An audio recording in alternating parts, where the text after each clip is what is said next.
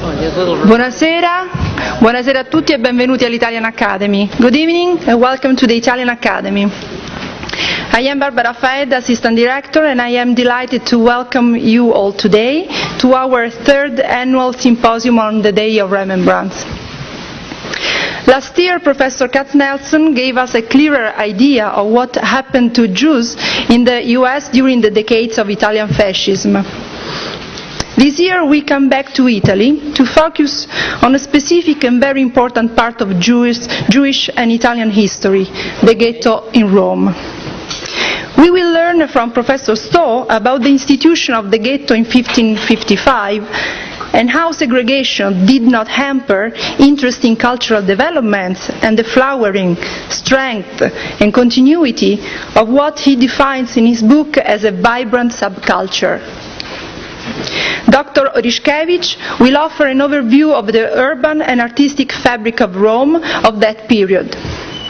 Kenneth Stow is Professor of Jewish History Emeritus at the University of Haifa and has been named Visiting Professor at Yale University, Smith College, Hebrew University in Jerusalem, the University of Massachusetts Amherst, the University of Toronto, and at the Pontifical Gregorian University in Rome, among others. He is the author of many books and articles, and nearly 25 years ago he founded and still edits the international journal Jewish History. Irina Oryshkevich is an art historian studying Rome from late antiquity to the early modern period. She has been a fellow at the Italian Academy and at the Society of Fellows at Columbia University, and a recipient of a grant from the American Association of University Women. At the end of the event, we will have a Q&A session, and then we can keep talking with a drink on the first floor. Now, please join me in welcoming our speakers. Thank you.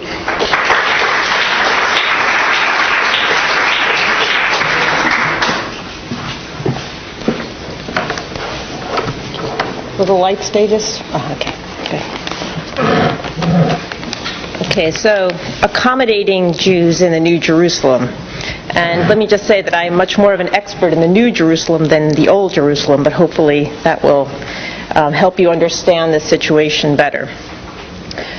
It was at no arbitrary moment in history when on July 14, 1555, Pope Paul IV ruled that henceforth all the Jews of Italy were to reside in walled communities. His infamous bull, De Nimis Absurdis, which set the rules for the Roman ghetto, appeared at a turning point in the Roman Church, as it was actively formulating ecclesiastical policy and internal reform at the Council of Trent, which dragged on from 1545 to 1563. It also coincided more or less with the papacy's realization that it had lost half of Europe to the Protestants for good. Finally, it was just around this time, as its agenda shifted from defensive to offensive, that it began parading its status as the New Jerusalem, the divinely ordained replacement for the Old Testament capital and the prefiguration of paradise. The concept of Rome as the New Jerusalem was not an invention of the Counter-Reformation.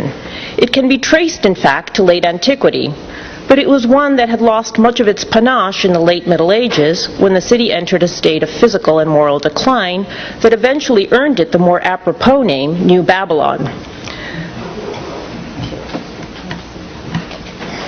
But when in the 15th century the papacy finally returned to Rome from Avignon and slowly began refurbishing the capital to something of its former splendor, it came once again to regard its geographical base in an eschatological light, seeing in its physical transformation both a sign of God's forgiveness and a manifestation of the triumph over Satan.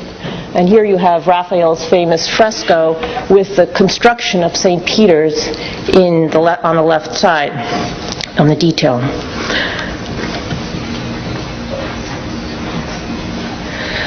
As the Reformation blazed across Europe, the papacy came to rely ever more on the rhetoric of New Jerusalem to uphold its primacy. The epithet, in fact, appears in countless sermons, devotional and polemical tracts, ecclesiastical histories, pilgrimage itineraries, and in guidebooks, especially those published during the Great Jubilees, which drew thousands of visitors to Rome each quarter century. Thus, in 1588, Pompeo Ugonio, a teacher of rhetoric in the Jesuit College and canon of St. Peter's, opened his Storia delle Stazioni di Roma, a long and erudite treatise on the stational churches of Rome, with a list of the advantages of New Jerusalem over its predecessor, noting, for example, that whereas Jerusalem had had only one resplendent temple and one distinguished king, Solomon, whose reign had been but temporary, Rome had many amazing churches and scores of illustrious popes whose reign would stretch until the Second Coming. The concept of New Jerusalem was applied in a variety of creative ways. Gian Lorenzo Bernini gave it visual form in the Solomonic columns of his new baldacchino at St. Peter's, a church frequently equated with Solomon's temple. The topography of Old Jerusalem was also mystically superimposed on its modern counterpart in the processions to Rome's 7 stational churches, each of which represented an episode in Christ's Passion and was thus associated with a specific location in Jerusalem. The rhetorical campaign was accompanied by massive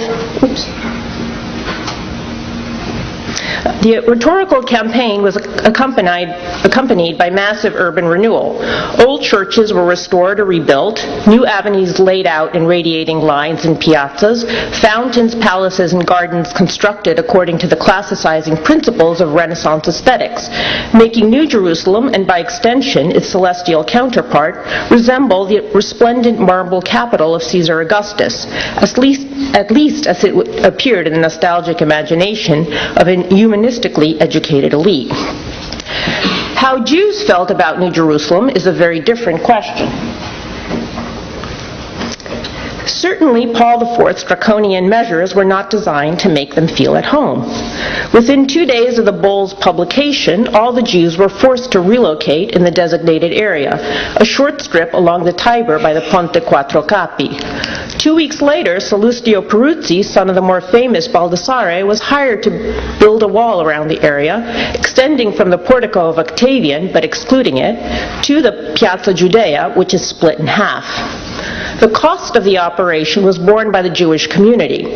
Although Paul IV had insisted that each ghetto in the Papal States have only 2 portals, 3 initially were inserted in Rome, one opening onto Piazza Giudea, the other 2 by the portico of Octavian and the Ponte Quattro Capi.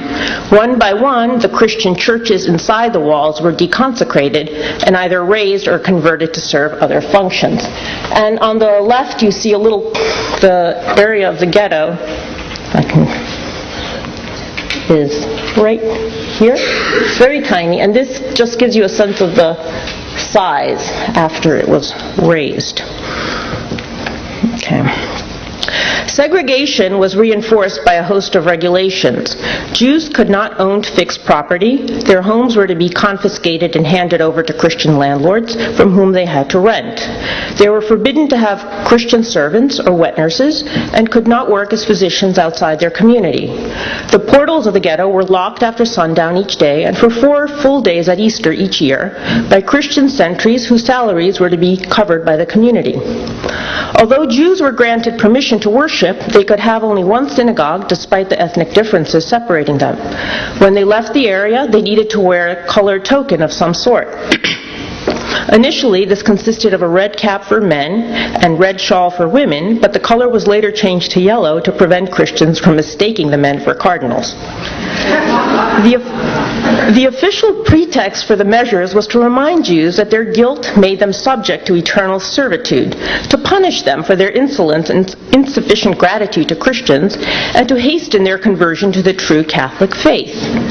Although some of the rules were relaxed or modified after Paul's death in 1559, the walls of the ghetto did not come down until 1848. The location of the ghetto was a pragmatic choice since 80% of Roman Jews already lived in the area. Although enlarged by Sixtus V later in the century and again by Leo XII in the 19th, the area was indisputably tight, a total of 7 acres, which is a tad more than 1 New York City block, for about 4,000 people. some pictures here. The houses along Via Fiumara, and these are those, whose backs rose precipitously from the river, were inundated with mud whenever the Tiber flooded. As Sixtus V himself admitted when granting the wall's expansion in the 1580s, the neighborhood was subject to infestation and thus a pestilential threat to the entire city. Fresh water, too, posed a problem. At first, Jews seemed to have drawn it from the Tiber, but in 1614, Paul V mercifully had pipes extended to Piazza Tempio, where he installed a fountain against the wall, decorating it with a 7-branch candelabrum and his name. And this is actually a 19th century watercolor, and you can see the fountain here against the wall. Compared to Rome's many other fountains, including the ones right outside the ghetto, it was a pathetic trickle. So this is a fountain right outside the ghetto at the wall, and this, of course, is Piazza Navona with all of Bernini's fountains. Since the Jews could not build outwards and were thus forced to cap already precarious structures with additional floors, the ghetto streets were tight and eternally bathed in shadow. Descriptions of the area by visitors invariably refer to its squalor, to the stench emanating from its refuse-infested alleys, and to the inescapable din of screaming women and children. The pictures created by such impressions is all the more disturbing when one recalls that in the late 16th century, much of the city was still underpopulated and covered with barren stretches of land. The Jews of the ghetto came from a variety of ethnic backgrounds. Before Paul IV's decree, each of these groups had had its own synagogue, 11 in toto. After it was put into effect, however, all the synagogues were disbanded for a brief period until 5 of them were given permission to reopen in one building, which came to be known as the Cinque Scole. And that's a 19th century photograph. It burnt down after they tore down the ghetto. They saved the building, but eventually it burnt down. These included the Scuola Tempio of the indigenous Roman Jews, the Scuola Nuova of the more recent Italian arrivals, as well as the Scuola Catalana, Scuola Castigliana, and Scuola Siciliana, run by the exiles from Spain's dominion. Each of these occupied a portion of the structure and engaged in periodic territorial disputes. The Scuola Tempio, which claimed the longest routes in the city, for example, assumed exclusive rights over the building's main staircase. In addition to attending their own services, a certain percentage of Jews were forced to listen to weekly Christian sermons, often delivered by Jewish converts on Saturdays in San Angelo di Pescaria. And that's this church here, which is actually built into the portico of Octavian. Initially, 2 of the ghetto's portals faced churches, Sant'Angelo in Pescaria, by the portico of Octavian, and San Gregorio on the eastern end of Ponte Quattro Capi. That's this one here. In 1609, construction on yet another one, Santa Maria del Pianto, was begun at Piazza Giudea. Its original plan included an open piazza that ensured that the building would have no tangential contact with the Jewish quarter, as well as a large dome that would have loomed over the ghetto and been visible from the synagogue. So this is a map somebody made. So this is the original plan. This would have been the new church there, and it's right here. Although neither of these were completed, the properties acquired for the project were covered with images of the Madonna and the badge of the confraternity in charge of the church. In the early 18th century, a disproportionately large crucifix was also frescoed onto the facade of San Gregorio, presumably to provide Jews with a daily reminder of their so-called crime.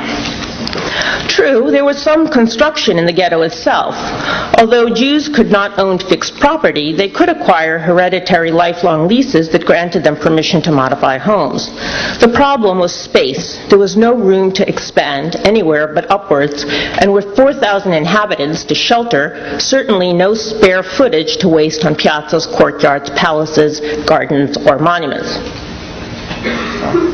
Compare the two. Lack of space essentially made it impossible for even those with means, and there were some, to participate in the beautification campaign that was turning the rest of Rome into a harbinger of paradise. For all these reasons, the ghetto's narrow thoroughfares, tottering buildings, and cramped, irregular squares bathed in the Tiber's mud and the wall's perpetual shadow must have appeared that much more anomalous among the new, axially planned avenues, classical facades, Baroque waterworks, and manicured gardens sprouting periodically elsewhere in the city. Denied the benefits of the church's renovatio, the ghetto was sequestered not only in terms of space, but also time. Whereas the gradually emerging cityscape of Christian Rome conformed to Renaissance ideas of harmony, order, proportion, and symmetry, the ghetto, lopsided, chaotic, built by haphazard accretion rather than rational design, seemed decidedly stuck in the barbarous Dark Ages, a period that by the late Cinquecento had been utterly dismissed by architects, patrons, and connoisseurs as awkward and hideous, goffa, as the Italians would say. The architectural style of the Jews, forced on them by Christian discrimination, was yet another manifestation of their backwardness and ignorance. Thus, if the perfect symmetry, proportion, and classical order of New St. Peter's projected an image of Catholic unity, godliness, and power, masking as it did so the Pope's insecurity over lost territory, the patched quality of the Cinque Scole, decidedly more medieval than classical, denoted its users' lack of unity, moral crookedness, and spiritual myopia. And if the new parts of the city were reminders that this was the New Jerusalem, the prefiguration of paradise, then the narrow, dark alleys and precarious structures of the ghetto were a reminder that its inhabitants were not destined for salvation. Incapable of accepting Christ as their Messiah, they were frozen in time, stuck in archaic ritual, and incapable of progress, even in the sphere of aesthetics.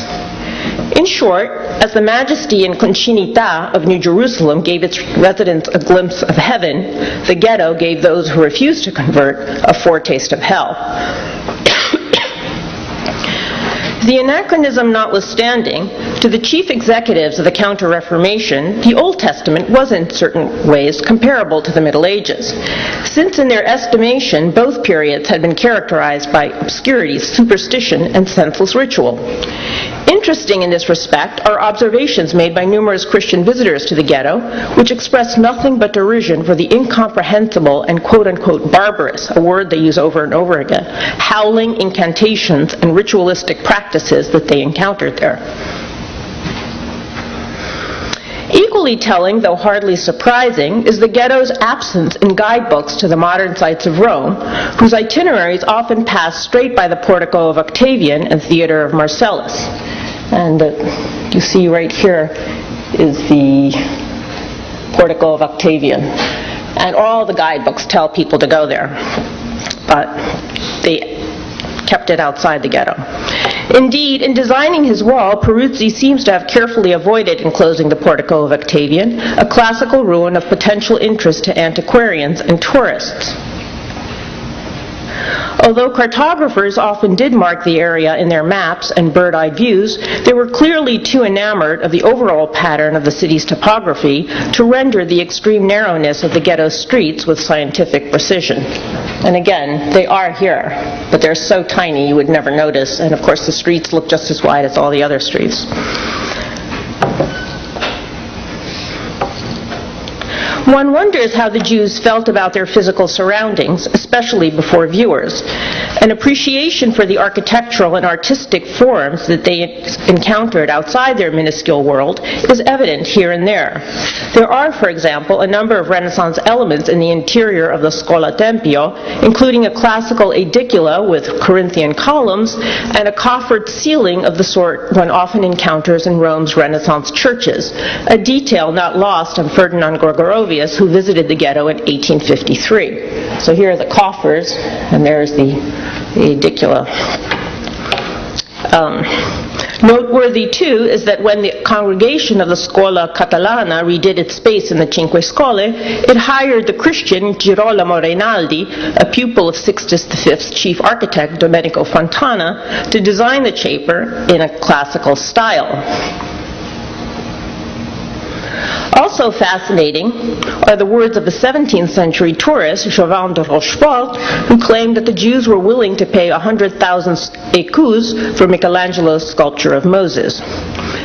Indeed, documents and inventories reveal that many Jews dealt in smaller works of Renaissance art, including devotional paintings and crucifixes, which they took as pawns for loans made to Christian clients, often indigent artists.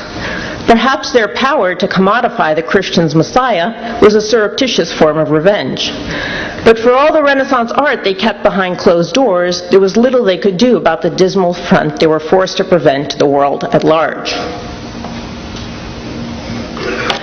Despite its external grime and squalor, the ghetto did play a role in the larger agenda of addressing Rome as the New Jerusalem. For one, it quarantined Jews, prevented them from, quote-unquote, tainting the Christian city, and thus helped uphold the illusion of an immaculate, godly Rome, regardless of its reliance on Jewish loans. But it also served an important function in the papacy's visual propaganda. Though tiny, it was in a fairly central location, and visible to the thousands of Christians who joined the procession to the 7 stational churches several times each year, as well as to antiquarian-minded tourists exploring the remains of the Theater of Marcellus and the Portico of Octavian. Dark, dirty, and segregated by a wall, the ghetto must have appeared to such passers-by as the antithesis of all the other areas of Rome under direct papal control. Although in 1555 Paul IV may have hoped that his punitive measures would encourage the Jews to convert and hasten the Second Coming, it is unlikely that their unanimous conversion would have pleased either him or his successors.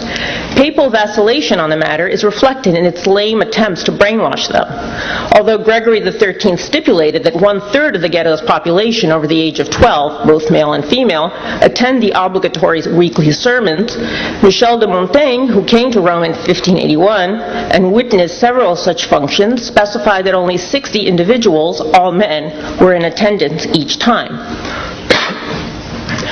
In the early 1640s, when John Evelyn visited Rome, he observed that a sermon was preached to the Jews at Ponte Sisto, who, quote, are constrained to sit till the hour is done, but it is with so much malice in their countenances, spitting, humming, coughing, and motion, that it is almost impossible they should hear a word from their preacher.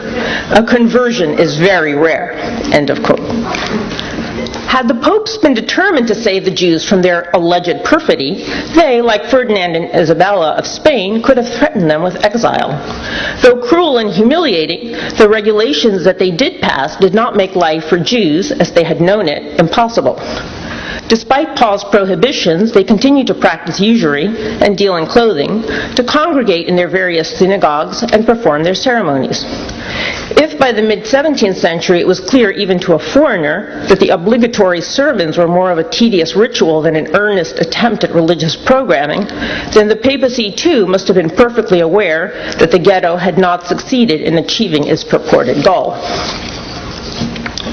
Why then did the popes not try a little harder? Perhaps it was because they needed Jews for both practical and symbolic reasons.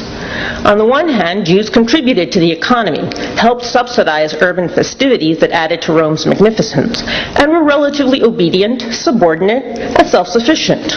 Were they to convert en masse, the city would lose its moneylenders and its patricians a guaranteed source of income, that is, the rents.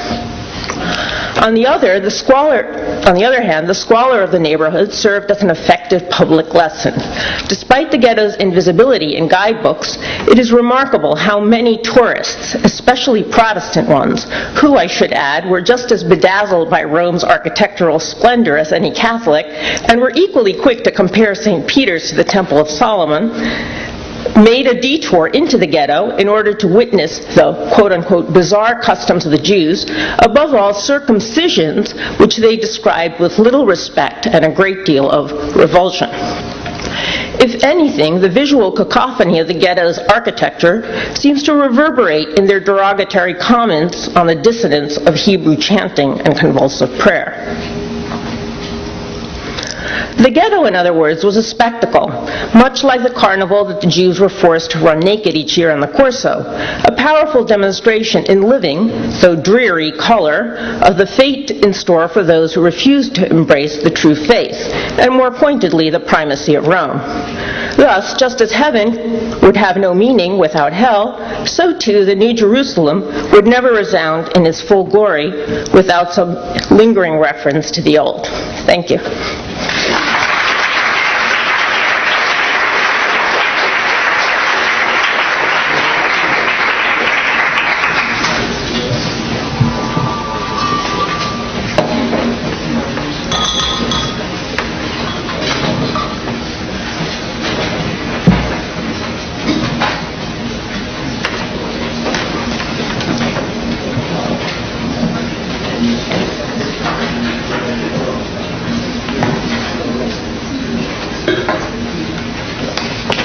Irina.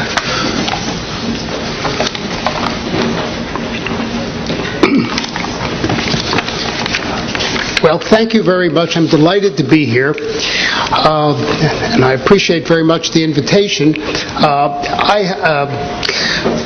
I do want to say that we didn't coordinate our talks, but as you'll see, they fit perfectly together. Let me open with the words of Luigi Maria Benetelli di Vicenza, docente di Ebraico in Padova and Venice in 1603. He tells the following story. A Jew falls in a well, but it's the Sabbath, and so he says to a Christian who wants to save him, Sabbata sancta colo, de stercore surgere nullo. Observing the Sabbath is my bit, then please leave me to rest in this vile and stinking pit.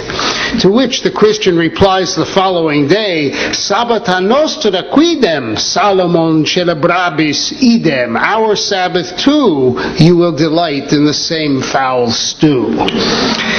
Comment here is superfluous. As far as Bonelli is concerned, offal is where the Jew belongs. The offal in question being Judaism itself. And what this offal needed most was to be washed away, a job fit for the waters of a river.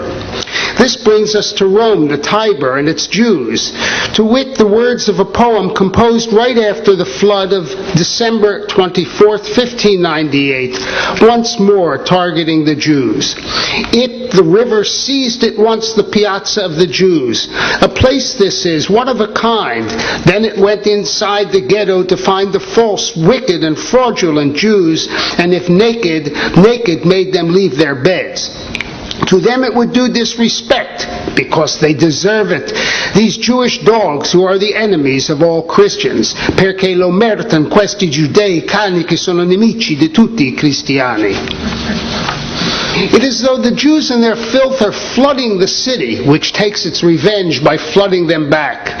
The conflict between purity and impurity is clearer yet in the words of Filippo Maria Bonini from 1663. This obstinate people got some benefit from the flood. They refused to wash off the filth of the soul in baptismal waters, but at least those of the flooding Tiber wash off the dirt and stench of their bodies. Jews, it appears, prefer their own stench to consuming, by implication, the Eucharist of purification. The implication also is that Jews are oblivious to the regulations about public sanitation that were in force uniquely in Rome from no later than the mid-16th century. The truth, however, was the opposite. Sewage and drainage were as important to ghetto residents as they were to the rest of the city and its authorities. For example, the Talmud Torah Society, main school, needed to hook up a trench or a line or a pipe leading from various toilets and basins in its building to a sewer running down to the river, a job it undertook to free the school from, quote, the constant expense the current open trench caused. However, first it was necessary to get the proper licenses from the municipality, and then the consent of the tenants in the homes and stores under which the kiavika, the drain, was to pass. Excavations, columns, and conduits were to be dug and placed in the manner the architects and builders judged best. The pillars had to link the conduits to the kiavika maestro. This, which is part of an agreement, sounds like it was made yesterday. Its precision was the fruit of well-tried practice, not improvisation. Yet this agreement also points out the oxymoron of life in the Roman ghetto. As an icon, Jews were stigmatized, the epitome of filth, and we heard that just a minute ago. To be sure, however, the real filth that they were talking about was really the filth of the soul, regardless of what they actually saw. But in daily life, the Jews were like everyone else, punctilious as their neighbors in keeping their living space clean, or at least in trying to do so. For Christians, perceiving Jewish nature must have been challenging, just as ambivalences in Christian behavior must have challenged, if not confused, the Jews. A confusion that was surely increased by the many basics Rome's Jews and Christians shared alike: language, dress, food. Let us go and eat traditional Roman food, someone might say today. Where do they go? To the ghetto, to eat carciofi alla giudia, or fior di zucca, or filetti di bacalao, or carne seco, or coppiette. And I could go on. Non-Jews have been going to the kosher bakery forever. At one time, though, these were just plain Roman foods, as we know from lists of products that passed through the Roman port and its customs office. As for dress, we have long lists appended to marital agreements showing that the dress was in common. And language, even in the Hebrew records of formal public notarial documents, contracts, rentals, testimonies, the language that one hears is Italian, not just vocabulary, which is the most common phenomenon when speakers of one language live in the zone of another, but grammar and syntax. I once did an exercise in translating a Hebrew contract from these notaries back into Italian and forward into modern Hebrew. The differences were astounding. To wit, rentals were always of habayit shelah, which in Hebrew would read her house, never his house, but of course perfect Italian, casa sua. These people were clearly thinking in Italian. There was also dialect. Occasionally we hear the two Jews spoke Ebraico among themselves. This was not Hebrew, but what would become Judeo-Romanesco, with lovely usages like lazodde, hazothi, which is the cleaner, literally the woman for the Italian la donna di servizio. It was not only everyday usages that Jews absorbed. There were Jews like Rabbi Tranquillo Corcos, as the late Yosef Sermonetta amply demonstrated, who were students of Latin and Italian literature, even in the 18th century, which was the time of greatest woe for Roman Jews.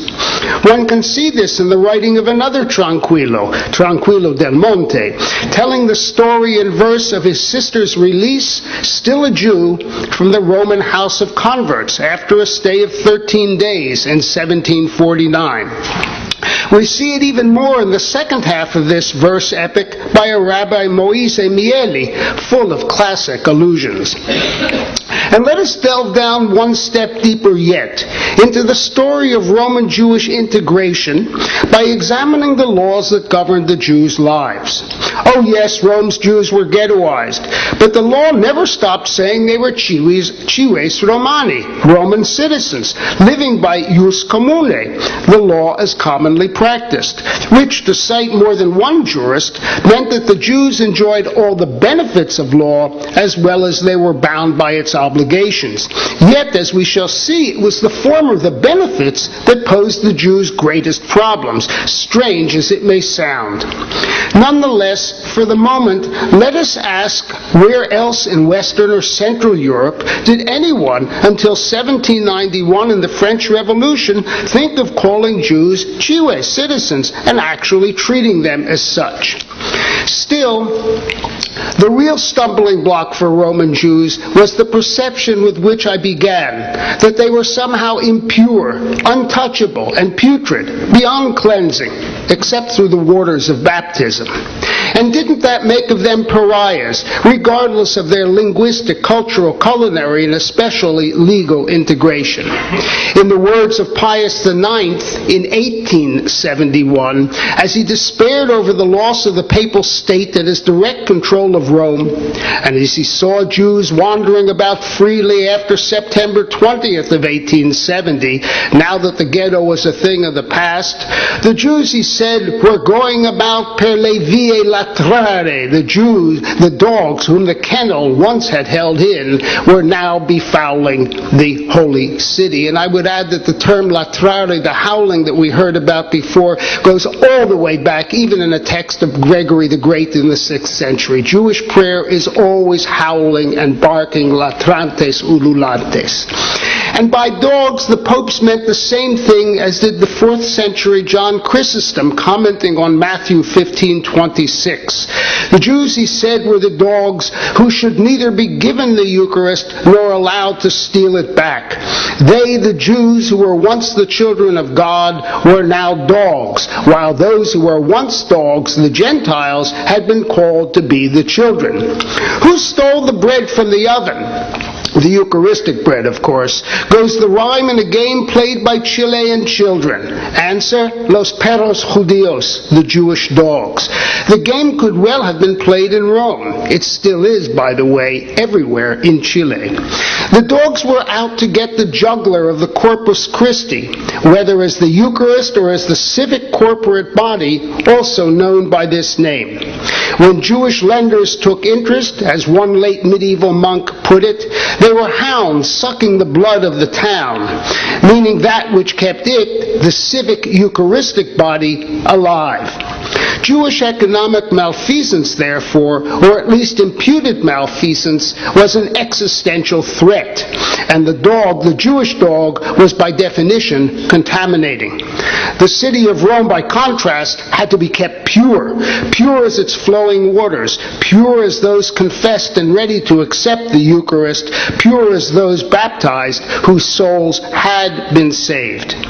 Yet ideally, the cohort of the saved was destined to include the souls of the Jews, who were to be segregated until they too joined the ranks of the purified. This included keeping them out of sight and preventing them from even seeing that which was holy. For instance, Eucharistic processions and also Christian texts, whose reading and study was deemed somehow fraught with offense. The famous jurist Pignatelli wrote in the early 17th century that Jews may not use Christian doctrinal works while they study letters, Latin, or sciences, or the arts. If license to be taught these things is granted, it is to be done in a private home outside the ghetto, in a classroom where Christian youth are not present, and not on feast days, and only after the piety and doctrinal rectitude of the instructor have been certified. The ancient antecedents, the inherent fears of domination or defilement underlying the rules separating Jews and Christians had not only stayed alive, they had expanded, in fact, to the point that they were driving papal policies in unheard of ways. From the inception of the Roman ghetto in 1555, the entire structure of the previous hundreds of years, which had enabled Jewish-Christian coexistence, an equilibrium, best described as, quote, resident but unequal, was going to go into tilt until the Jewish community of Rome was nearly extinguished. And yet, the tense intimacy, as I have called it, of Jews and Christians in Rome remarkably continued, as did the cultural negotiation of Jews taking from the non-Jewish world what suited them, but rejecting the rest. That rest, however, being limited to very little other than Christianity itself, while the Jews, for their part, refused to give up being Jewish, as well as they remained disdainfully proud of their Jewish identity. The beginning of the crisis of the Jews and the popes, yes, we are speaking of Rome, but that is roughly the same as speaking of the popes, began in 1413, when the Castilian anti-pope, Benedict XIII, decided on an all-out policy of conversion. Earlier popes had not been averse to conversion, but nobody had made it the fulcrum of their policy. Till that time, and actually until the mid-16th century in Rome, the watchword was patience, while protecting Jews who, in the words of Pope Alexander II in 1062, accepted Christian rule. Read the limitations and denomination of the Pope. However, doubt was constantly growing.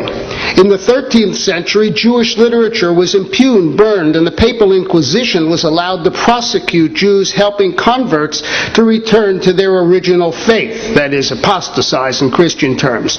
John the 22nd thought Jews were guilty of black magic and may have expelled them temporarily from Avignon in 1322 just because of it. Previously, Jews had been expelled from France and England. However, the real problem was in Spain, where mendicants, especially Dominicans, were pushing heavily for conversion and often succeeding. Riots in 1391 created massive conversions, and in this spirit Benedict XIII issued Etsi Doctoris Gentium, predicted on virtually coercing Jews into Christianity by making it difficult to function as a Jew. The policy lasted 5 years. What happened during those years set a precedent. Etsi Doctoris and Cum Nimis Absurdum, the bull of Paul IV that founded the Roman Ghetto and launched this Pope's conversionary policy, look very much alike.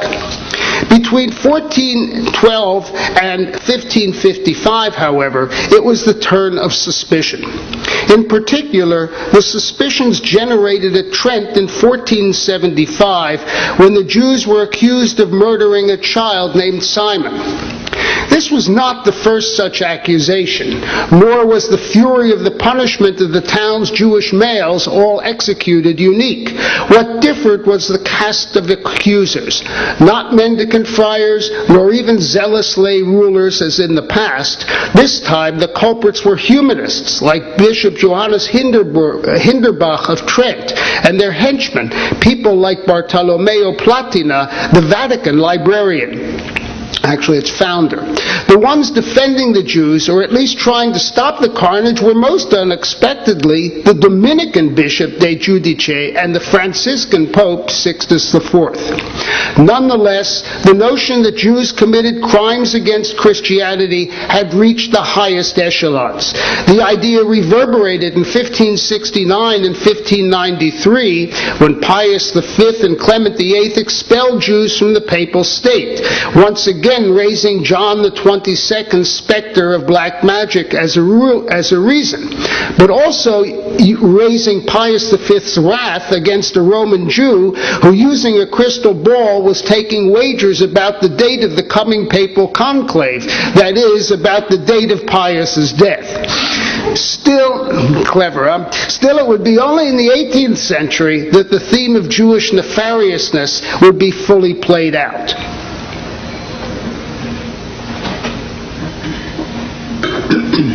In the meantime, it was conversion that had become central. Catholic reform movements, begun even before Luther's time, were both missionary and eschatological in focus, and this entailed, among other things, missionizing the Jews. The Libellum ad Leonem Decem of 1513 devoted its major emphasis to proselytizing among Jews, and there were theories, like those of the Jesuit Francisco de Torres, that Jews would and could be forced to convert by impoverishing them and through other repressive acts. De Torres had obviously read Etsi Doctoris. Add to this the desires for unity stimulated by the Protestant Reformation. A word on unity, which is the key to what was really going on. a concept born with Paul in Corinthians and which is still very much alive. The unity in question is that of the Corpus Christi, the church itself, which is also known as the Corpus Christi Mysticum. The church, writes Paul in 1 Corinthians 10:16-18, becomes one through the participation of believers in the consumption of the communion wafer, eventually known as the Corpus Christi Verum. Together, they created the Societas Fidei, the Society of the Faithful, and its complement, the Corpus Politicum, civic government, it too known as the Corpus Christi. In other words, everything revolves around the ideal at least, of the unified and unitized Corpus Christi. Where do the Jews fit in? Except for Paul's concept that in Roman 11 that their conversion signals and actually hastens the apocalypse, they don't fit in at all. Why then did a Jewish presence endure? Apart from the words of Paul, the reason, at least in the papal state, what went on elsewhere is much too complex to broach here, is that from the year 212, Jews were made cives Romani, Roman citizens. This was a status they never lost.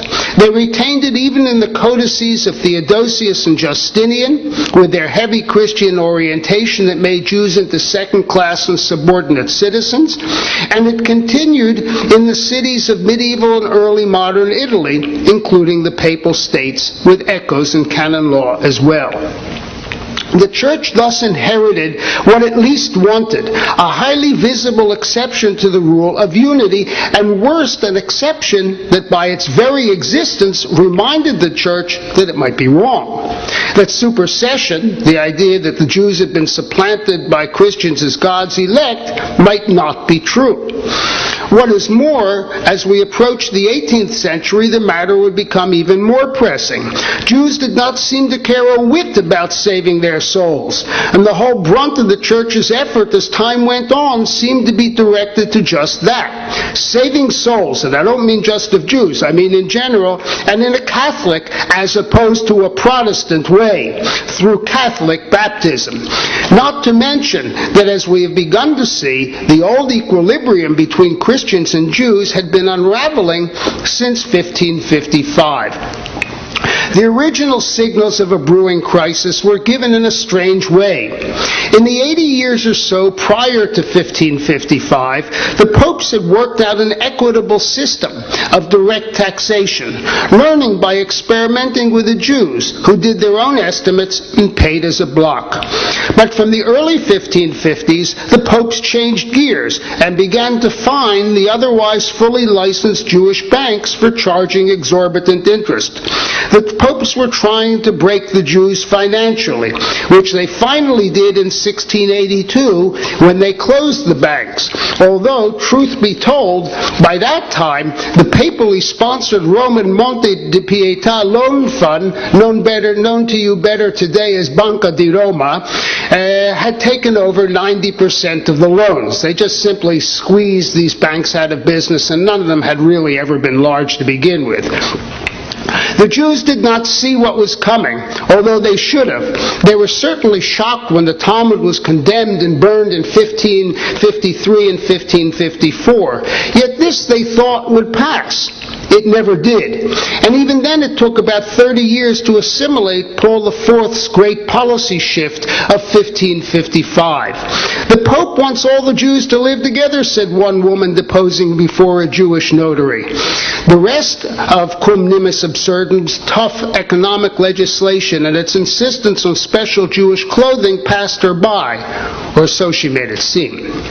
In fact, 11 years earlier, in 1544, a first attempt at a ghetto had been made, but it never went beyond the papal order. Now the walls were built, and quickly. But it was only in 1589, when the ghetto was overcrowded and there was a need for more space, and some Jews hoped to get permission to live outside, but were denied it, that they realized that their world had changed. They were living, as they put it, in nostro get.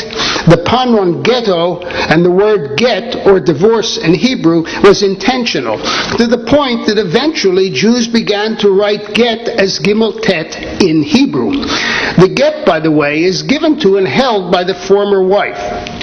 So the Jews identified themselves the weaker of the two spouses, yet still spouse, meaning they never wanted to break fully with the outside, and as said, they never did. Besides, every day people came in and out of the ghetto during daylight hours. Christians entered to do business, and Jews left. The wall was not a prison, hermetically sealed. Rather, it was the enclosure of a kennel where dogs are kept out of harm's way, that is, from causing harm. There were advantages, too. Jews saw the ghetto wall as a sacred space. They pretended that it was the wall of Jerusalem, and now we see the obverse of what we heard earlier. Never quite saying so, but the impression is strong that they did see it that way. Jews, by the way, went back and forth to the land of Israel, even then, including women on their own. One woman, in fact, used her stay in the land of Israel as a reason to break an engagement. The ghetto also allowed Rome's Jews to keep their 5 synagogues relatively undisturbed, all in one building. So undisturbed, in fact, that they kept fighting each other about putting up staircases, walls, and so on, because the space was limited.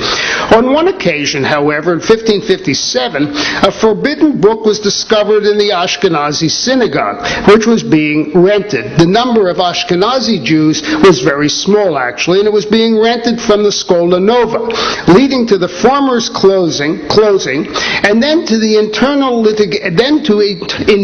litigation after the Ashkenazi synagogue reopened. The question: did the Ashkenazi owe the Skola Nova back rent? This may be the moment to mention that Rome's Jews were composed largely of those who had lived in the city for hundreds and hundreds of years. There had been immigrants from the areas around Rome in the 16th century, and Jews expelled from Sicily and the Kingdom of Naples arrived at about the same time, actually just a little later, plus Jews from Iberia, whose precise number is hard to fix. They formed their own synagogues and had power conflicts, but the matter became reasonably academic from about the mid-16th century.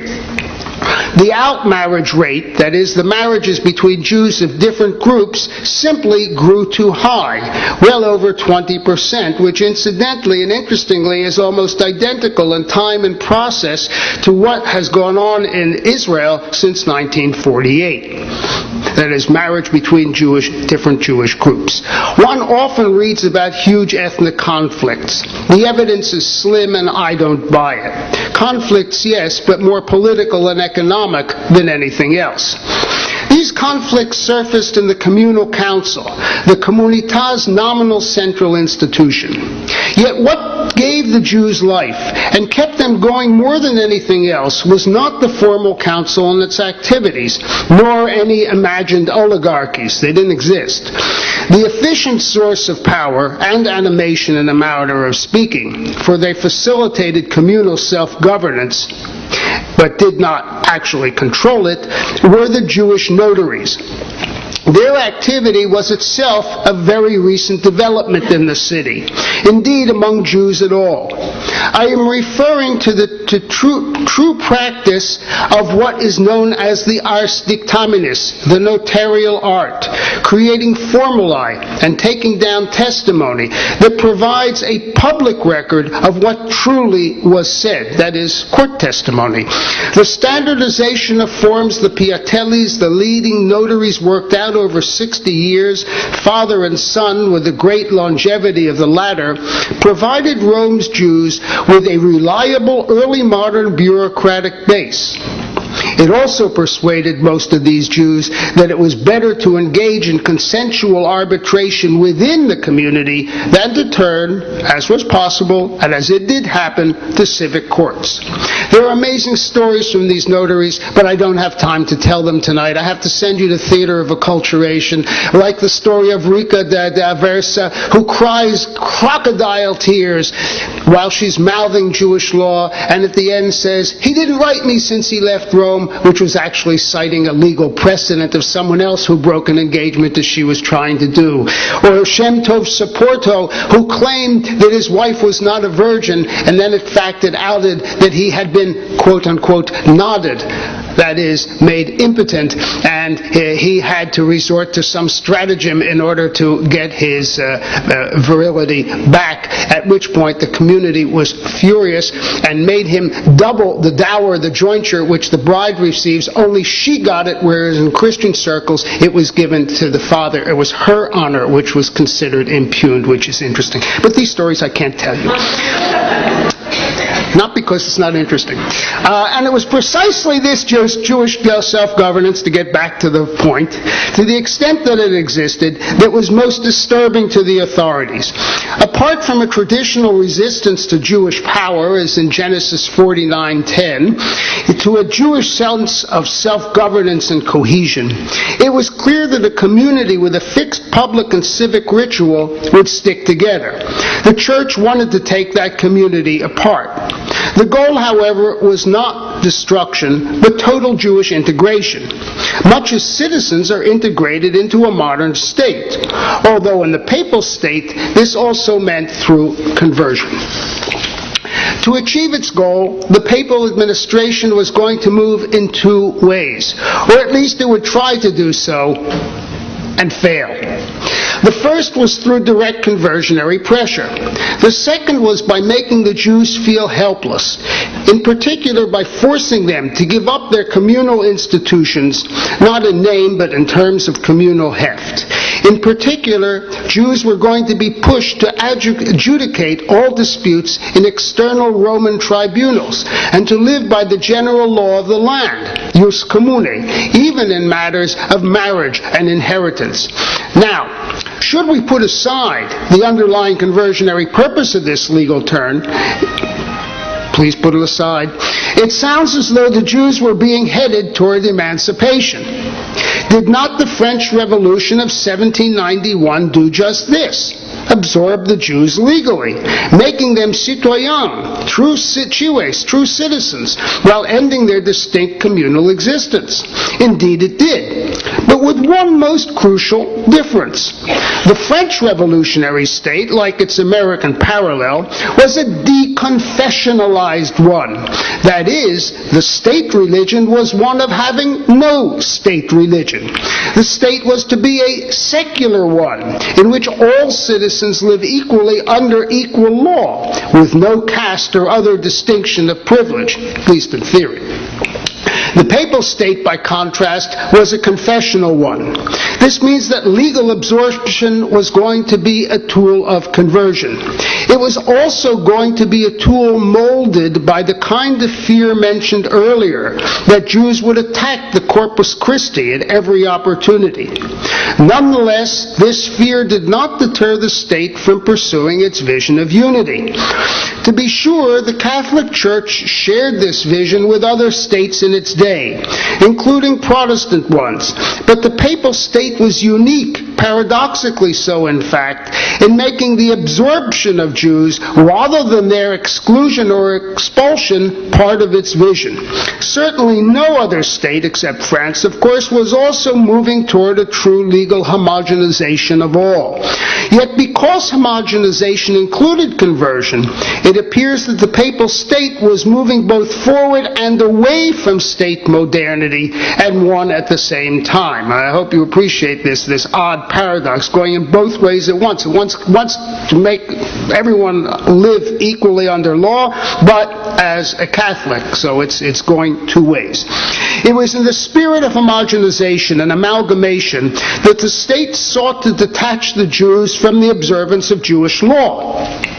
Medieval legalists had no trouble with Jews observing their own law. As late as 1558, Marquardus de Susanis, who summed up all the laws pertaining to Jews in a 300-page tract, was very clear. Only where Jewish law contradicted common legal practice was it not allowed. By 1622, Antonio Riccioli, who had been papal vice-regent in charge of life in Rome, said that what Jews could observe was Mosaic law, that is, the law of the Torah, hence not rabbinic law. In one fell swoop, he had emasculated Jewish legal procedure. Talmudically based law, just as the Talmud itself, which was what Jewish law and practice was all about, was no longer allowed, and this was both in theory and practice. The record shows that Jews were forced more and more to turn to civil, read Roman, papally run courts. A decision of the High Court of the Roman Rota, a year before Riccioli spoke out, in 1621, said virtually the same thing. The result, Jewish women could not inherit freely as in the past. Disputes about engagement, for instance, once resolved within the community, went straight to the vicar. And worse, nobody wanted to hold public office within the Jewish community, since all that meant in effect was collecting taxes for the Pope. Potential Jewish leaders also had reason to be afraid. From 1702, if not earlier, it was made clear that should they do anything to hinder papal programs, especially conversionary ones, they would be severely punished. The conversionary campaign was reaching new heights, and the community itself was floundering. Let me retrace. Since 1555, Jews had been in the ghetto. Their Talmud had been burned, and shortly after, from 1584, they were forced to listen to conversionary sermons in a church just outside the ghetto wall. Their economy was restricted, and the only respite was a cruel one, when up to 20% of Rome's Jews perished in the Great Plague of 1656 that hit the rest of Rome equally, by the way. Many ghetto buildings were now empty, for whose rent the community was forced to pay. The policy advocated by De Torres of making Jews suck at husks for sustenance was paying off, and there were conversions, especially at the lower end of the social scale, about 10 a year. Yet being a convert was no picnic. Converts were supposed to have been regenerated, made into, quote, new men. But in fact, there was deception.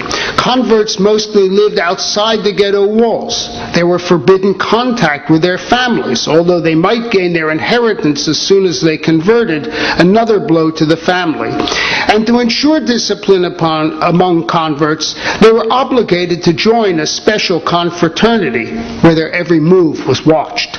Only some women may have been fortunate enough to have made a decent match, as they were promised in conversionary propaganda. Obviously, those who remained Jews knew the facts. So while the conversionary policy had its successes, as a whole, it flopped. Besides, in 1555, Paul IV, as many others of his contemporaries, was messianically motivated. He foresaw Jewish mass conversion as a result of placing the Jews in a ghetto, and he dreamed of seeing the millennium in his own day. So had St. Paul, for that matter. But the millennium, need I say, tarried, and mass conversion did as well. The policy of integration through religious elimination was also stymied by the need of the papal administration somehow to keep the ghetto afloat. The alternative was to have to feed another 4,000 poor. So the state worked out a system of loans, actually government bonds, which fictitiously the Jews sold and on which they paid interest, which of course they could not afford, sinking the community ever more deeply into debt. The popes were attempting simultaneously to destroy yet preserve Rome's Jews. Moreover, the policy of integration had to be modified, just as the ends themselves were evolving in tune with changes in Europe as a whole. In 1555, there was still hope to reunite Europe religiously. By the mid-17th century, the hope had been reduced to achieving stabilization and, with luck, the ability to nibble away at the holdings of the other. The 30 Years' War that ended in 1648 had led to religious cantonization, but also to the realization that religious competition would not occur through arms, but through persuasion, better propaganda, and more convincing claims to possess the truth. And here, please recall, I'm speaking not so much of Jews, but of attempts by Catholics to gain back Protestants and of Protestants to gain Catholics. What could be be more convincing than Jewish conversion, however, even if that conversion was limited, not to mention that the Protestants were barely competitors. Protestant conversionary institutions, that is, directed at Jews, did not take shape until the 18th century, and they were weak and few and far between.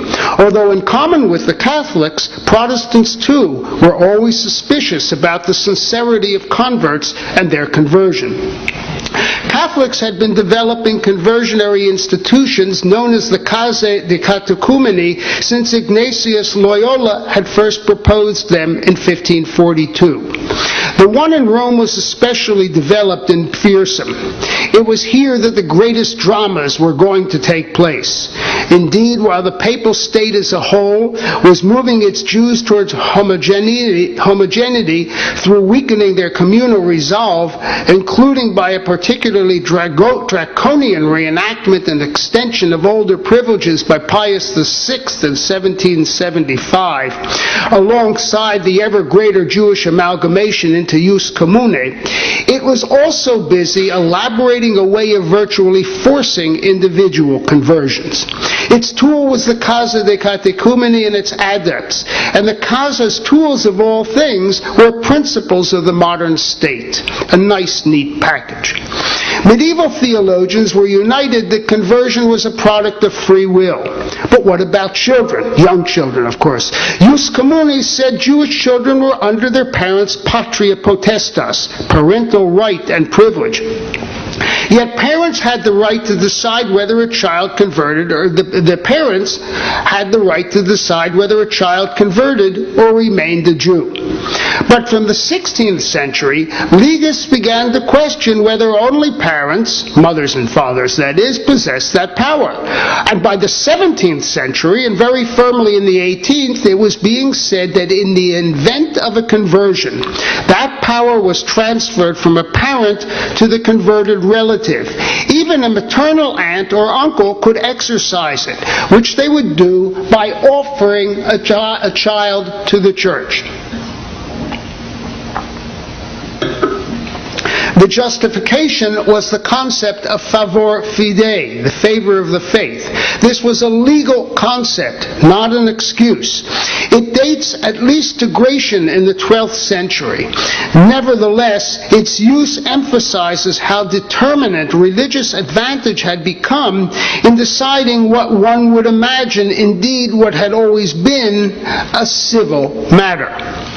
However, just because the state was confessional, the religious and the civil here fully blended.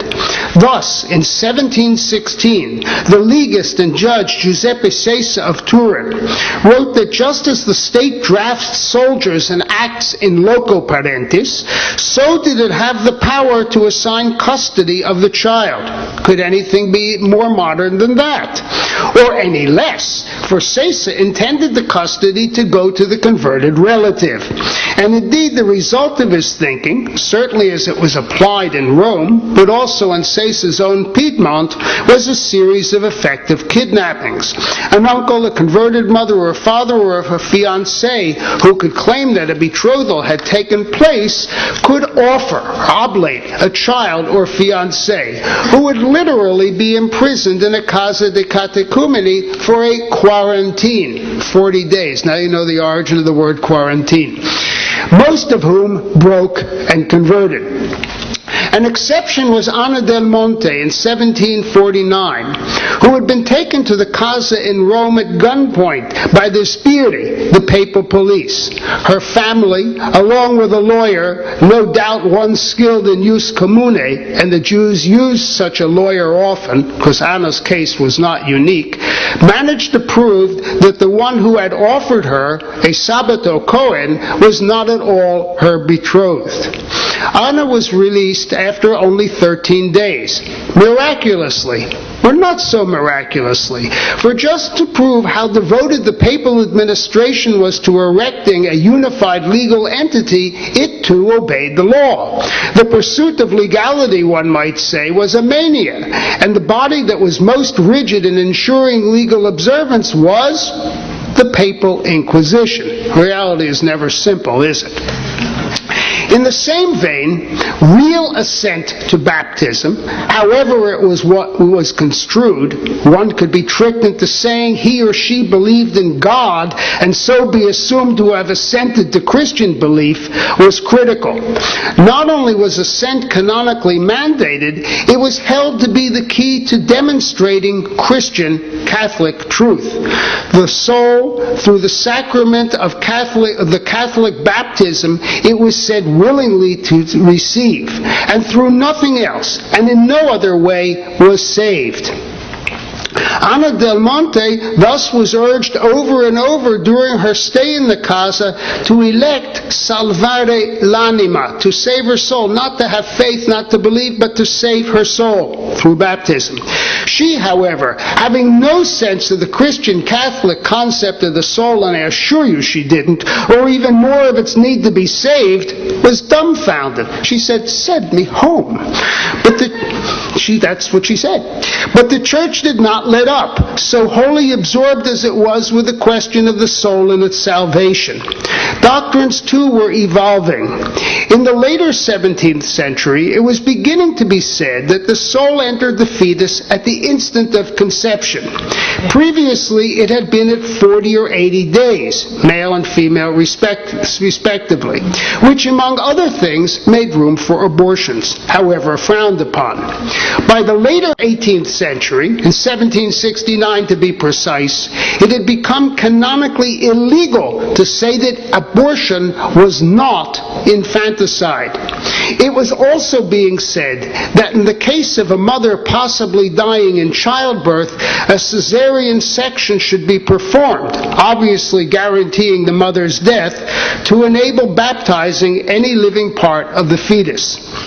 This story would seem to be for another talk, except that these chilling concepts, except perhaps the very last, were also being applied to pregnant Jewish women whose fetuses had been offered.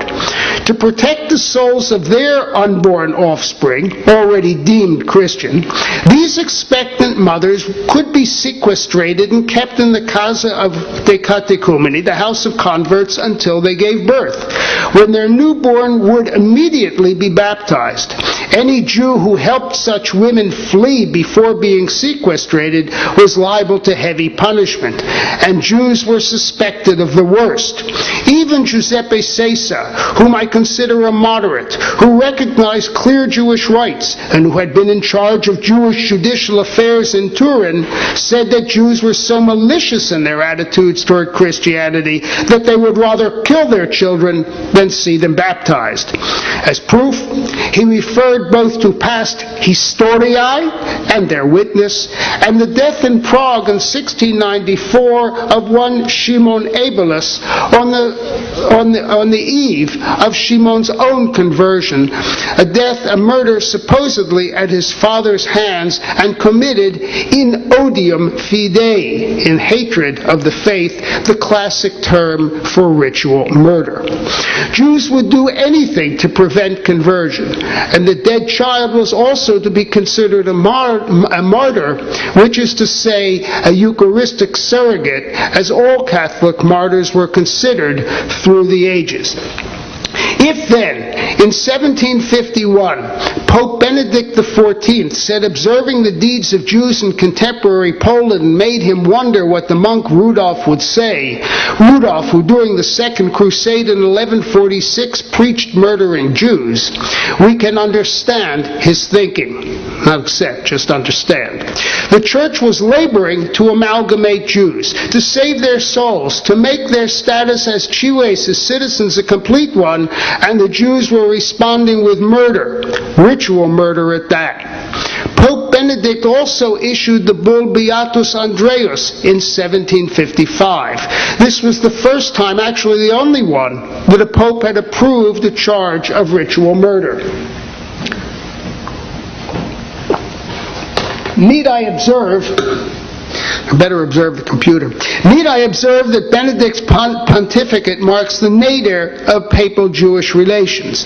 Benedict, as may be imagined, was also fighting modernity, as well as the Enlightenment, and ideas like those that would lead to the French Revolution.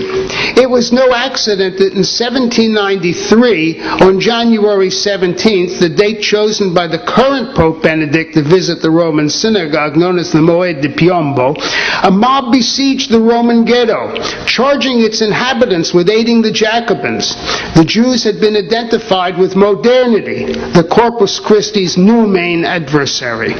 In one way or another, as Jews were still the fearful dogs of John Chrysostom, the ones he suspected of constantly trying to steal the children's Eucharistic bread. Napoleon would change everything, at least for a short period, but his exit meant another 7 decades of ghetto existence, weakened in all ways individually and communally, not to mention financially, and under continual challenge to their very Jewish existence, their deep acculturation into Italian ways notwithstanding. Roman Jews, for the time being, had only one way out, one refuge, which was the family. Most interestingly, not only were families small, with fewer than two children on average, even though women were marrying earlier when statistically they were more fertile, but husbands and wives were rarely more than 18 months apart in age, which is known as an important agent in promoting emotional ties and mutual support. Italian Jews, said the demographer Livy Bacci, were pioneers in the realm of family limitation.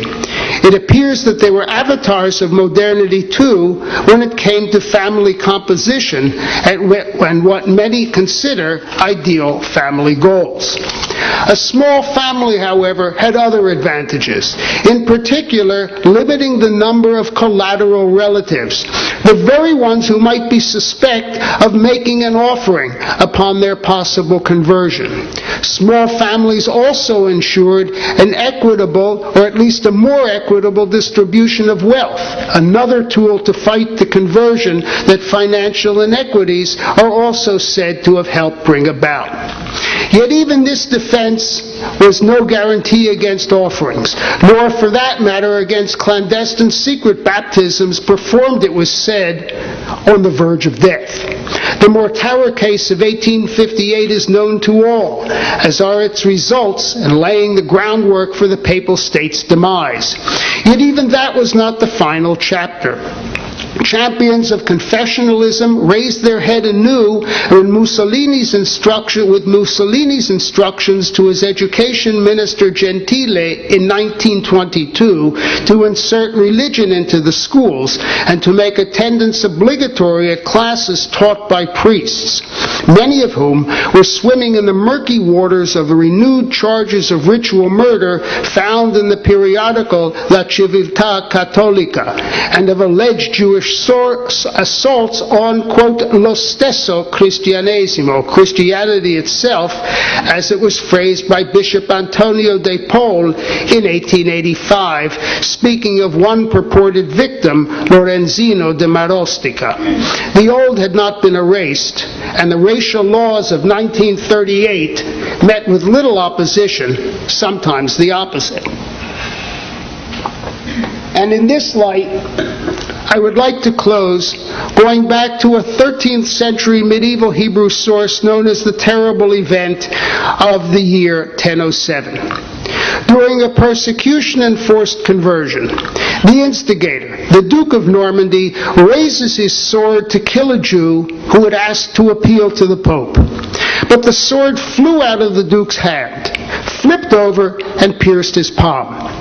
This is precisely the sword with a golden tassel or belt whose mishandling by unworthy pretenders to be the Knight of the Grail and the Grail romances led to their injury or death.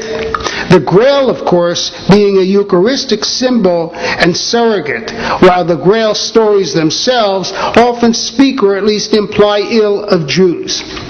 Seeing, therefore, that he was an unworthy contender and that he was not the one elected to pursue Jews, the Duke concedes and allows the Jew, one Jacob ben Yekutiel, to travel to Rome. Upon hearing that the Jews consider themselves subject to papal jurisdiction, a just rule, Memshelet Rashut, Jacob says, the Pope sends a messenger, a bishop, proclaiming words found in the famous text of Jewish protection, Sicut Judais Non, and the raised papal voice, by way of the legate, brought the persecution to a halt. Thank you.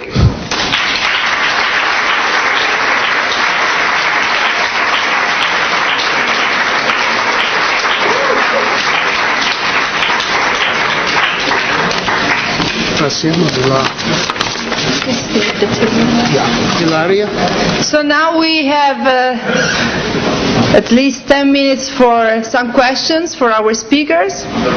We have a microphone, so you just can raise your hand.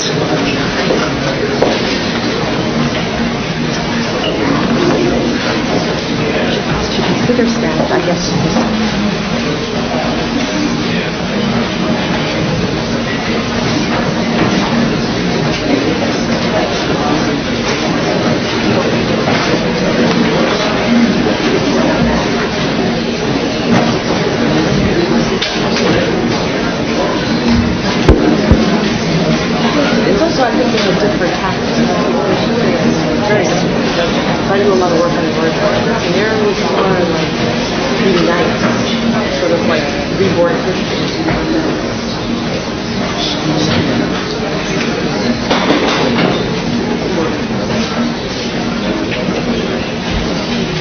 Maristella Lorch, Columbia. Could you speak? The microphone is not on. Of course.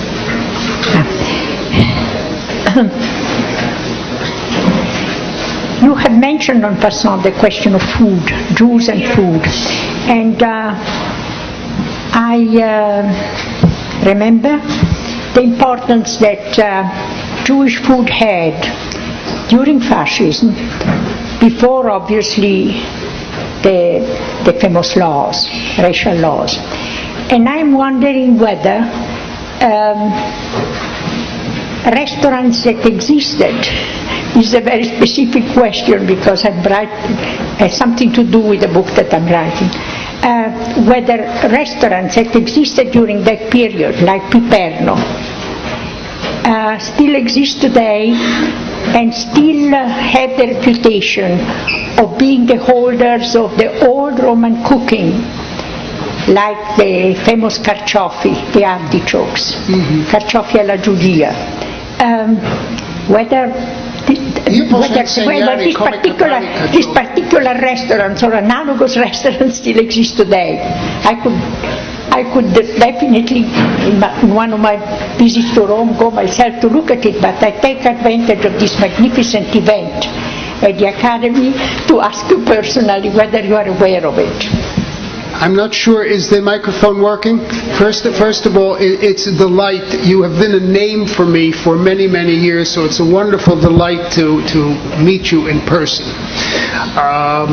The fact is there's been a large change. Piperno still exists, but of course Piperno is not owned by Jews. So you can have prosciutto alla Giudia. Of course you can have it in New York in good Italian restaurants. Oh, you should see an article that someone sent me the other day about matzo balls made in bacon fat. So I just eat plain bagels. Don't mix foods. What's happened though in the past 4 or 5 years is there has been this large resurgence of Jewish food in the ghetto area, and that includes 4 or 5 kosher restaurants. So I think that they've sort of taken over, especially with the fritti and so on and so forth. People still go to Ghetto, which is very turistico, need I say. Everybody knows, don't go there. And Paperno is still prepares these foods, as does Pompieri, but the ghetto just looks entirely different from what I knew when I first saw it in 1972, and there really wasn't even a kosher restaurant. There was just Boccione, the bakery. We won't say why it's called Boccione. We would. But it's so it's a different world. But that food is really an enormous renaissance. You have underlined a very important point, that the Jews of the ghetto were truly Romans. In fact, I lived for many years with the idea that they were the only extant surviving of the Romans themselves. And food was in a way an expression, but the language that they use. Also,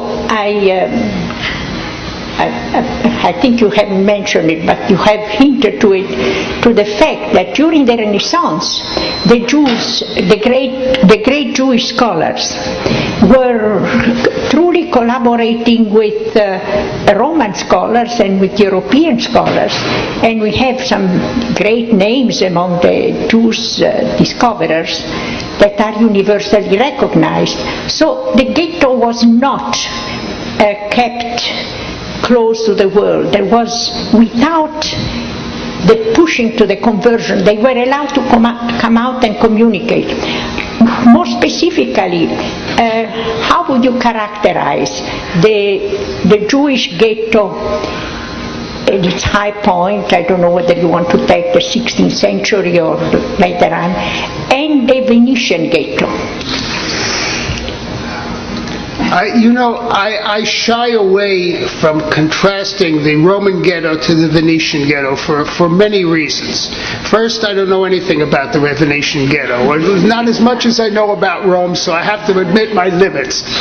But more important, the Roman ghetto was really a conglomerate of all kinds of Jews from all kinds of places, which I think found a way to operate itself through these Roman notaries. In Theater of Acculturation, I go on quite at length about it. You can call it a theory, not a theory. Somebody wrote a few weeks ago that I was resurrecting theories of Yitzhak Bear, of some pre-existent Jewish ideal form of government, which of course I wasn't. I was talking about nuts and bolts testimony and what it says. But the Venetian ghetto is made up of these commercial people who've been brought in, explicitly welcomed, following actually the lead of Paul III in 1534 in Ancona. And then you have all the Ashkenazic Jews who pre-exist there, who are the bankers. And so it's really two worlds. The community itself, to the extent it exists, really exists because the two synagogues cooperate with each other. The synagogues in Rome are they're there, but they're ancillary. They're confraternities, and I once contrasted the power of the community to the power of the synagogue, because they call the synagogues universitas sometimes, but they're just throwing the term around very loosely. The synagogue is really a confraternity of one. Well, the whole Roman community is a confraternity because it's not a corporation. Despite what people think, it's not a corporation. The legalists all go batty trying to say it's not a corporation and can't be. It's not a full corporation. It looks like one, acts like one, but isn't one. So there are two different worlds. The populations are different. The fates of the populations are different. The people running it are different. The Venetians want to segregate the Jews to preserve the purity of the Corpus Christi of their city, but they don't have any particular religious desire to convert them, nor do they go on this whole thing of trying to legally amalgamate them, which I think of all the modes of trying to pursue conversion, that was the most effective, apart from when they simply grabbed somebody and put them in the casa di catecumeni and squeezed the juices out of them.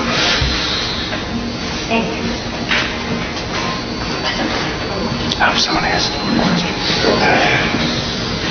more lowly question. For both of you, is there any evidence of love affairs or marriages between Christians and Jews from the ghetto? I don't know of any.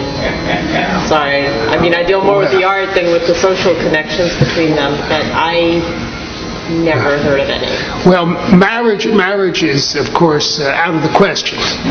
The only way you can marry is by becoming something else. And what you can become is Christian, because you certainly can't become Jewish. That's a capital offense. You can... love affairs? I don't know about love affairs, but sexual affairs, undoubtedly. That we know. That goes on all the time. There are some people who want to try to say there was a lot of it. There's some people who want to say, no, it happened once. Let's agree that it was somewhere in between. We can't really know. I mean, I have a little bit of evidence of this kind of thing, but unless we had complete court records, that's the only way that a thing like this shows up. You don't have people writing diaries. Okay. So I would like to ask a question that actually goes more, I think, to the first presentation. I was very struck by the dialectic that you set up between the tension towards assimilation and the use, or towards conversion and annihilation of a specific identity of the Jews, and their use to demarcate the Christian space and to define Rome as the New Jerusalem. And you said in closing, it was the utility of the Jews that enabled their preservation as Jews in Rome. At least that's what I understood you to be saying. So in a sense, my question, and I really appreciated that, and coming from Rome myself as a Jew, I especially appreciate it. But my question has to do with, when does that dialectic cease?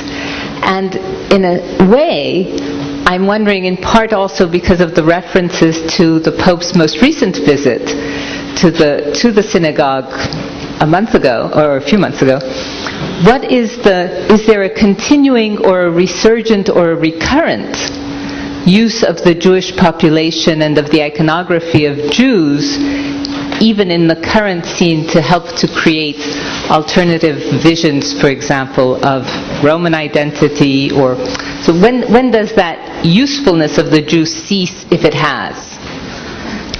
Well, the ghetto was torn down in the 19th century, and I mean, I'm dealing mostly with the Counter-Reformation and the 16th and the 17th century. So I think at that point, there was not a very concerted effort to convert the Jews, precisely because they were necessary, as I pointed out, for symbolic reasons and also for economic ones. And it's important also to remember that this is a point when thousands and thousands of people are being converted in the New World with very different tactics. So if the Romans if the papacy and the Jesuits, and even more so the Oratorians, who were very skilled at converting Jews, had wanted to convert them at that point, they could have tried a bit harder. What happens in the 19th century, everything changes by then. For recent times, I don't know to what extent. It is true that there is this ghetto in Rome, which is very defined as Jewish. And I think it's been emphasized after World War II, after the Holocaust. But, other than that, at this point, I think it's a very different situation from what I'm talking about.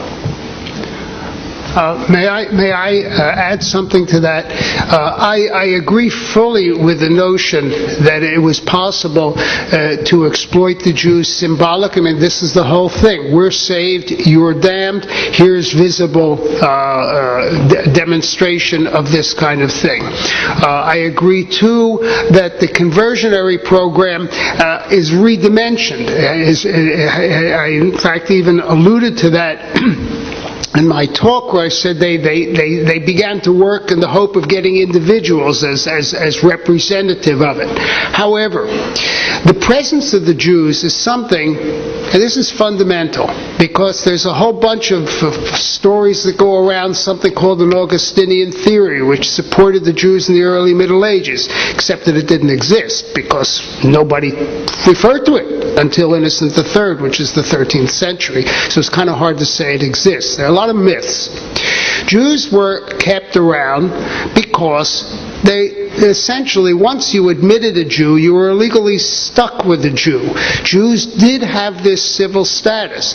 The amount of legal material on the Jews is enormous. You couldn't just pick up and get rid of them. You could limit them and say, well, they were a little dangerous in certain parts of the papal state. But to pick up on them and really unload them, this for the popes was impossible. There was Pauline theology. There was the law. The two dovetailed together, and more or less, all the legal opinion says you can't get rid of Jews. You have to live with them. Could they have really converted Jews? Well, I think a few more here, a few more there. I do think they kept trying. I just don't think. I think that at a certain point they realized it wasn't going to happen. But no matter how skilled people were in converting individuals, that I don't think that really would have made a difference with the large group. I mean, the Jews had this tremendous sense of being who they are. If you listen to this Ana del Monte, or at least the words that are ascribed to her, it's, who are you? Who are you Christians? What do you want? What do you? We have our God and our words, and then these are the right words, and we're very proud to be Jews. So all the preaching is also difficult. People do believe, people do convert, and they become ferocious like Paolo Medici. But these are people who are suddenly convinced they have a soul which needs to be saved. And most Jews, when you go to them and say you have a soul need to be saved, they say, what are you talking about? I may have a soul, but it doesn't need to be saved. And so you're preaching to me, that I should go out and buy ice cream when I'm allergic to milk, or maybe that's not a perfect enough analogy. So the hope is there, the wish is there, but the implementation changes at different kinds. I think for 30 or 40 years in the 16th century they were really, really heavy at it. Then they realized they have to do it bit by bit, and the preaching, heaven knows what, I never really know how to judge that thing. It was there, the popes had edicted it, so what are you going to do? You can't stop it. They tried their very best, but it didn't work. Nobody's listening, as you said. This is a small question. Those of us who saw at the Primo Levi showing of the Gold of Rome, it seemed there was only one synagogue, and in the 1940s, was there more than one synagogue in Rome? 1940. To the best of my knowledge, and I wouldn't want to swear on this, there were, in 1940, before people came from Tripoli, of course, in the late 60s, which changed the entire face of Roman Jewry, there was an oratorio in Via Balbo, apart from the Tempio Maggiore, which is the main synagogue, and the Spola Tempio actually is shortened for the synagogue, for the temple of the destroyed, for the synagogue of the destroyed temple. That's the actual name of it. But there was the main synagogue, and down below it always was the Catalan synagogue, which maintained its right, whatever that means. It's rather vague because it's basically Roman. And then also this small oratorio and an oratorio de Castro. So I think they existed because outside the ghetto after 1870, people moved. They moved to Piazza Vittorio, where there's the big market today, and so on and so forth. I think this should be the last question, though. This slide? That's the interior of St. Peter's with a picture of the ghetto inside, between the Solomonic columns. Yeah, that's what she did. You won't find it, but it's great. I love it. I think that's a good thing. Right. Just quickly a question, yes. What is the origin of the word ghetto? Well, that's your easy. question. That's easy. That's easy. It's the name of the island in Venice where the first ghetto was established in 1516. The name pre-exists. Ghetto is probably from the foundry where they would cast the metal to make the ingots or whatever, and it was just that was the name of the island. So they said, let's put the Jews in the ghetto, and the name stuck. In the Roman papal documents, it's Seralio Hebreorum, Septem Hebreorum, things like that. It's only later on. I had thought that it was Venetian dialect, the word ghetto. It could be, but it's the name of the island, yes.